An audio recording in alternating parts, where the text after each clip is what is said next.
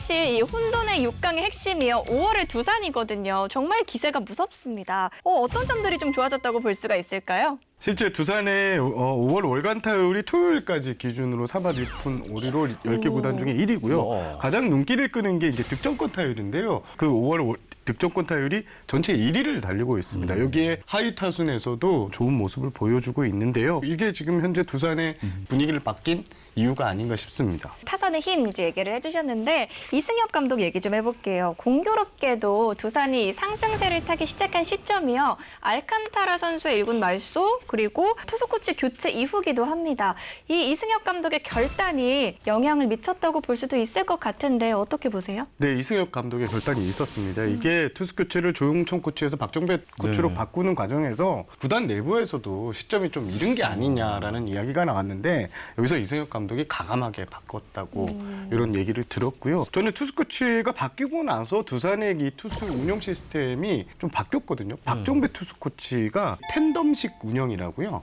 그러니까 1+1 작전이죠. 선발 투수에 바로 붙이는 자원을 항상 매 경기 준비를 하고 있습니다. 그러니까 5회 이후 승부에서는 두산이 자신이 있다. 우리가 선발에서 조금만 덜 밀리면 충분히 승산이 있기 때문에 팬덤식 운영을 지금 계속 운영하고 있고요. 이게 공교롭게도 알칸타라 선수가 빠지고 난 뒤에 이 전법을 들고 나왔는데 이게 지금 잘 먹히고 있고요. 박정배 코치가 정말 공부를 많이 하는 코치예요. 또 주변 평가도 좋고 또 선수들을 이끌어가는 리더십 자체도 그간에 잘 알려지지 않았는데 1군 메인 코치로 딱 자리를 잡으면서 이승엽 감독에게도 큰 도움을 주고 있다. 이렇게 말씀드리고 싶습니다. 이승엽 감독이요. 그리고 어느새 감독으로서도 100승을 맞이를 했는데요. 감독으로서의 이승엽 활약은 어떻게들 평가하시는지 궁금한데요. 저는 그 이승엽 감독이 좀 확실히 올해 단단히 도끼를 품고 경기를 하고 있구나라는 포인트가 지난 16일 기아전 같은 경우인데요. 정수빈 선수가 이제 세 타석에서 무안타로 침묵했을 때 이때 양의지 대타 카드를 꺼냈습니다. 양의지 선수가 그날 이제 대타로만 쓸 수 있는 상황이었는데 지난해까지만 해도 이승엽 감독이 이런 독한 야구가 좀 약하다는 얘기가 있었는데 강승호 선수가 지금 두산에서 제일 잘 맞고 있는 타자 중 하나인데 번트 그 지시를 적극적으로 내리고 한 점을 짜내는 야구 이거를 하고 있습니다. 이게 결국 승리로 이어지니까 두산이 강팀으로 가고 있는 성적이 나고 있는 이유고요. 요즘 그 이승엽 감독이 이런 말을 가장 많이 한답니다. 나는 100승보다 101승이 더 중요하다. 무섭네요. 예. 그러니까 오늘 당장 경기가 좋고 내일은 없다. 이런 얘기를 부쩍 많이 하거든요. 이게 지난해에 볼 수 없었던 장면입니다. 지난 시즌 솔직히 말해서 이승엽 감독에 대한 팬들의 아쉬운 면이 있었죠. 그게 크게 보면 두 가지로 구분이 되는데 첫 번째는 불펜 투수 소모가 너무 심하다. 특정 투수를 너무 많이 내보낸다. 두 번째로는 본인은 KBO 역사에 남을 슬러거였는데 너무 스몰볼을 한다. 뭐 이 두 가지의 팬들이 비판이 있었던 것도 사실이거든요. 근데 2년 차가 되면서 이 두 가지를 다 본인이 증명해내고 있다고 생각을 합니다. 첫 번째로 불펜 이슈 같은 경우는 기존의 정철원, 홍건희 두 선수에 의존하던 거에서 뭐 이병헌, 거기에 최지강, 김태견 이런 선수들을 스스로 발굴을 하면서 쓰던 불펜 투수를 계속 쓴다라는 비판을 잠재웠고 또 스몰볼을 한다는 비판에 대해서도 부임 2년 차에 두산이 잠실을 홈으로 쓰면서 홈런 리그 1위 팀이거든요. 이걸로 저는 본인이 비판에 대해서 증명을 해냈다고 생각을 하기 때문에 유례 없이 순항을 하고 있는 것이 아닌가 저는 뭐 그렇게 생각을 합니다.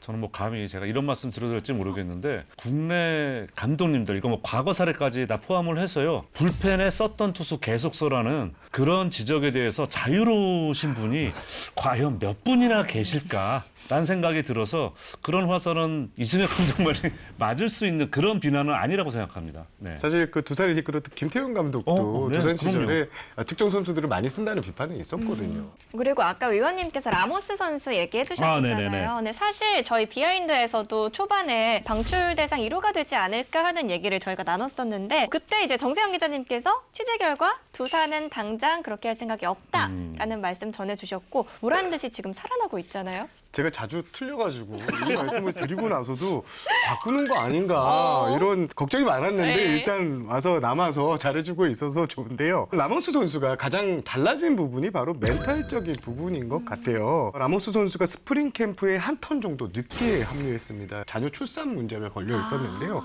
막둥이를 보고 오려고 구단에서도 좀 배려를 해준 눈치입니다. 그런데 결국 이 막둥이를 보지 못하고 이렇게 돌아왔대요. 그러니까 아무래도 눈에 많이 밟혔던 것 같습니다. 그런데 이제 라모스 선수가 부진에 좀 빠지면서 2군에서 조종할 기회가 있었는데 이때 구단에서 야 그러면 가족 다 데리고 와. 그래서 막둥이까지 이제 같이 들어왔대요. 그 한 달 된 아기까지 와서 그 이후로부터 또 라모스 선수가 확 달라진 이런 모습을 보이고 있는데 아무래도 멘탈적인 게 저는 가장 크다고 보고 여기에 라모스 선수 성격 자체가 좀 원래 다가서지 못하는 성격이라고 해요. 그래서 뭐 인사도 그 경기 끝나고 뒤에 인사를 잘 안 한다고 해서 아마 팬들에게도 좀 이런 얘기가 지적을 좀 당했었던 것 같은데 이 부분을 그다음 고참 선수들이 좀 얘기를 긍정적으로 했고요. 그리고 라모스 선수가 이제 안타를 치고 나가면 그 뭐 세레머니 하는 장면이 있습니다. 그거를 지금 두산 선수들이 해주고 있어요. 고참 선수들 중심으로. 그러니까 라모스 선수도 지금 마음을 살짝 열어가지고 서로 이제 다가가서서 이렇게 시너지 효과를 내고 있다. 이런 얘기를 제가 들었습니다.